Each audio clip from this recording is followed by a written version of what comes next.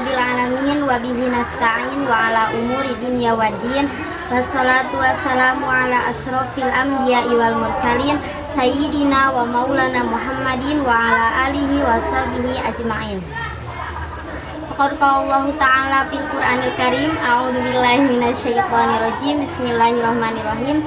Wa 'allama Adam al-asma'a kullaha tsumma 'aradahum 'alal malaikati faqala ambi'uni bi asma'i haula'i in kuntum shadiqin. Al-ayah. Shadaqallahul 'azim wa shadaqa rasulun nabiyul karim wa nahnu 'ala dzalika minasyahidin wa syakirin walhamdulillahi rabbil alamin. Baik, perkenalkan dulu, saya Nurul Khalifah, kelas PAI 3D, Fakultas Tarbiyah, Institut Agama Islam Darussalam. Alhamdulillah di kesempatan pagi ini kita dapat melaksanakan pendidikan. Nah, yang akan saya bahas di sini adalah pendidikan.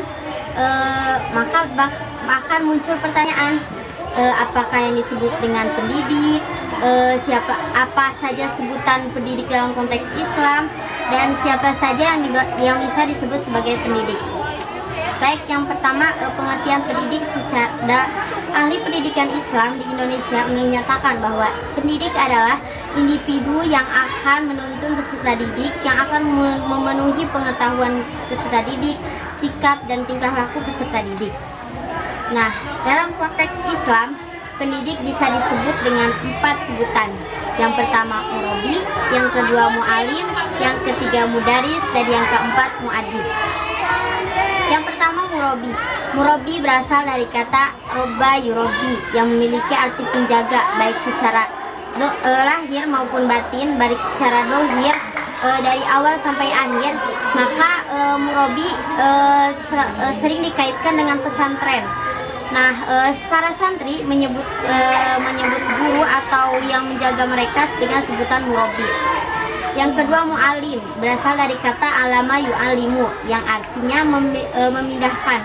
Jadi si peserta didik yang tadinya tidak tahu menjadi tahu, yang tidak bisa menjadi bisa, itu karena adanya mu'alim. Yang ketiga mudaris, yang artinya meninggalkan bekas. Nah, meninggalkan bekas di sini berarti mudaris itu sebagai orang yang bisa meninggalkan bekas, diantaranya perilaku yang baik, sikap yang sopan, dan akhlak yang baik kepada sesama, baik kepada guru atau kepada orang yang umurnya di bawah peserta didik tersebut. Yang keempat muadib, yang berarti akhlak, yang berarti muadib itu meninggalkan akhlak, memperbaiki akhlak peserta didik yang tadinya tidak baik menjadi baik. Nah, karena ilmu dibanding akhlak itu yang lebih penting akhlak, karena percuma jika peserta didik itu pandai atau pintar atau cerdas tapi tidak berakhlak, itu percuma. Jadi antara ilmu dan akhlak lebih baik akhlak. Nah, dari definisi pendidik tadi dapat kita tanyakan, siapa sajakah yang bisa dikategorikan sebagai pendidik? Nah, dalam konteks ini ada 5 yang bisa dikategorikan sebagai pendidik. Yang pertama Allah SWT, yang kedua orang tua, yang ketiga nabi, yang keempat guru, dan yang kelima masyarakat. Yang pertama Allah menafsirkan dirinya sebagai pendidik dalam Al-Quran dengan kata Rabb. Di antaranya terdapat di dalam surah Al-Fatihah ayat 2 yang berbunyi Alhamdulillahirabbil alamin. Ada juga dalam surah Al-Baqarah ayat 31 yang berbunyi wa 'allama Adam al-asma'a kullaha tsumma 'aradahum 'alal malaikati faqala ambi'uni bi asma'i haula'i in kuntum shadiqin. Allah sebagai pencipta bumi, menjaga bumi, Dia yang menjadikan bumi ini terus berputar. Nah, Allah sebagai pencipta juga menjaga sehingga semua penduduk yang ada di bumi hidup dengan rukun dan harmonis. Yang kedua nabi. Nabi adalah sebagai penerima wahyu yang pertama. Di antaranya terdapat dalam surah Al-Alaq ayat 1 yang berbunyi Iqra bismi rabbikal ladzi khalaq. Dan setelah Nabi menerima wahyu, maka Nabi merealisasikan mensosialisasikan ilmu-ilmu tersebut, wahyu-wahyu tersebut kepada umatnya sehingga sampai kepada kita saat ini. Yang ketiga, orang tua. Orang tua adalah pendidik pertama dalam kehidupan kita.